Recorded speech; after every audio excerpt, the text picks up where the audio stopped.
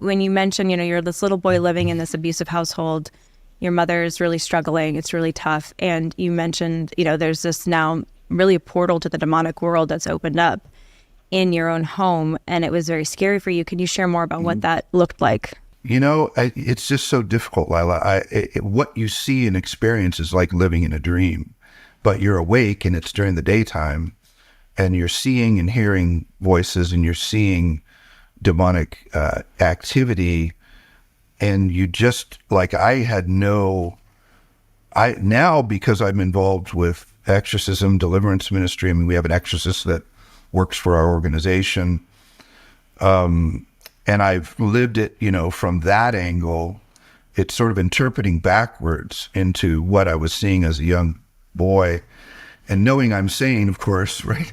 And knowing I was sane then, it's still even difficult. It was just like living, like if you think of your nightmares that you have, but I had them in the daytime and experienced that kind of darkness and while I was awake, and how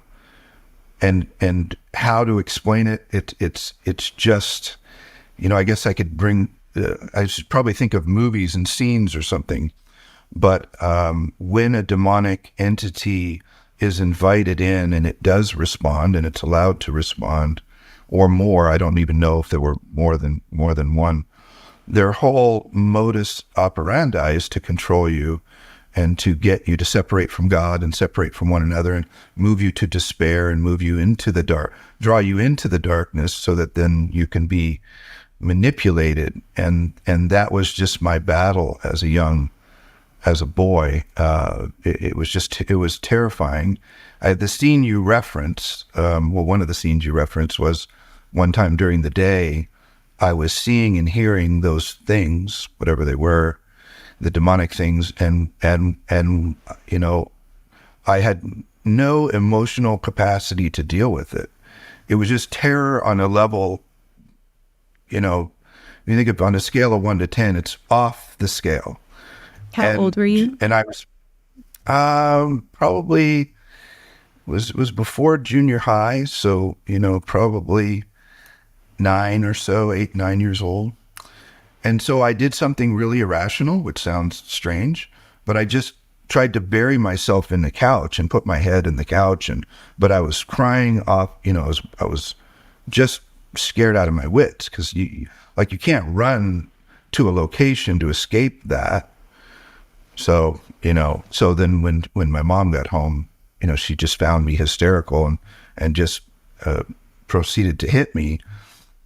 And I guess, a most positive explanation of that is to sort of, you slap somebody out of their kind of strange delusion or whatever was going on, but it really didn't work out that way.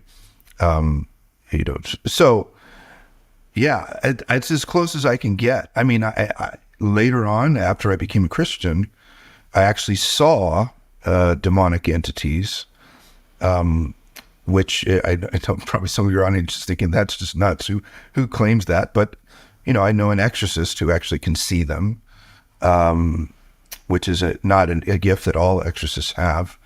And then of course I've seen them manifest in and through people who are possessed. But I actually saw them in a church setting, and that drove me to get deliverance. But that I'm sort of jumping back and forth. So that's my best attempt. It's